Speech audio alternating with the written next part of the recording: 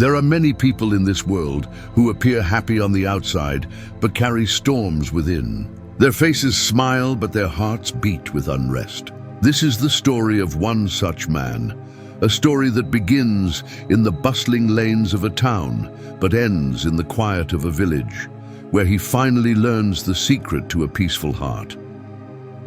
In the town of Gulshanabad, there lived a wealthy merchant named Arif. His shop was one of the grandest in the bazaar. Silks, spices, jewelry, and perfumes filled his storerooms. Customers respected him, beggars envied him, and competitors feared his influence. Yet when Arif lay on his bed at night, sleep refused to visit. His mind replayed every transaction, every fear of loss, every worry about tomorrow. One night, while his wife Zara was asleep beside him, Arif sat up and muttered, "Why does my heart never rest? I have wealth, respect, and everything people pray for. Yet my chest feels heavy." His whisper was swallowed by the silence of the night. The next morning, Arif walked through the market when he saw an old dervish, a wandering sage, sitting beneath a neem tree. The dervish had nothing, just a clay cup for water, a staff, and worn clothes. Yet his face glowed with serenity, as though the world's storms never reached him. Arif stopped. How can a man with nothing look so content, while I, with everything, feel so restless? He thought. The dervish looked at him as though reading his heart and said, "Merchant, your face shines with wealth, but your eyes cry with hunger." Arif was startled. "What hunger?" The dervish smiled. "The hunger of the soul. You have fed your body with gold, but starved your heart of peace." Arif frowned. "Then tell me, what is the secret to a peaceful heart?" The dervish replied softly, "You must leave your palace of noise and live where silence speaks. Go to the village by the river. Stay until your heart learns to breathe again." Though skeptical, Arif could not ignore the dervish's words. Within a week, he left Gulshanabad and traveled to Nurabad, a small farming village surrounded by fields of wheat and sugarcane. The village was simple: mud houses, children chasing chickens, women drawing water from wells, farmers returning from fields with tired yet happy faces. Arif rented a small hut and lived quietly. But peace did not come instantly. His restless mind kept comparing his merchant life to this simplicity. He often muttered, "These people own nothing. How can they smile so freely?" One evening, a poor farmer named Ibrahim invited Arif to share dinner. The meal was simple: lentils, roti, and onions. Ibrahim's wife Fatima served with a smile, while their children laughed over silly jokes. Arif, unused to such plain food, ate quietly. Then he asked, "Ibrahim, do you not feel sorrow eating the same food daily, wearing the same old clothes?" Ibrahim laughed. "Brother, sorrow is when the stomach is full, but the heart is empty. We may not have riches, but we have peace. We thank Allah for every bite and every breath."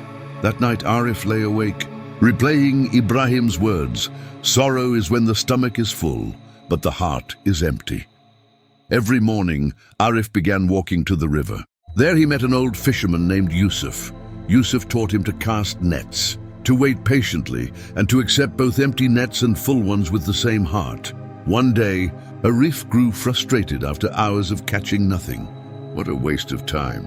In business, time is money," he complained. Yusuf chuckled. "In life, time is not money. Time is life itself. If you only chase gold, you will never notice the sunrise, the laughter of children, or the peace of silence. That is why your heart is restless." These words struck deep. Arif realized he had measured his life only in profit and loss, never in moments. One afternoon, Arif saw a little girl named Aisha trying to free a sparrow tangled in a net. Carefully, she untangled its wings and released it into the sky. Arif asked, "Why spend so much effort on a bird worth nothing?" Aisha replied innocently, "Uncle, it was not worthless. Its life matters to itself. Seeing it fly makes my heart happy." For the first time in years, Arif's lips curved into a genuine smile. Months passed. One day, the same dervish who had sent Arif to Nurabad appeared in the village. He saw Arif sitting under a tree, watching children play, his face calmer than before. "Ah," the dervish said, The storms in your chest have quieted." Arif bowed respectfully. "Master, I think I begin to understand. Peace is not in wealth, but in gratitude, patience, and compassion." The dervish placed a hand on his shoulder, "And in learning to live each day as it is, without the chains of yesterday or the fear of tomorrow." One evening, a messenger from Gulshanabad arrived. Thieves had broken into Arif's shop, stealing much of his wealth. Old Arif would have collapsed in despair. But now Arif simply breathed deeply. "Gold can be stolen," he said, "but peace cannot. I still have life, health, and lessons." The villagers marveled. This once restless merchant had changed into a man of calm. Arif decided to build a small school in Nurabad, where children could learn not only reading and writing, but also the values of gratitude, patience, and kindness. He often told them, "The heart is like a pot. Fill it only with greed and it will always leak. Fill it with gratitude and it will always overflow." The children loved him, and the villagers began calling him Arif Baba, the man with the peaceful heart. Years later, when Arif was old and grey, a traveler asked him, "Merchant, what is the secret to a peaceful heart?"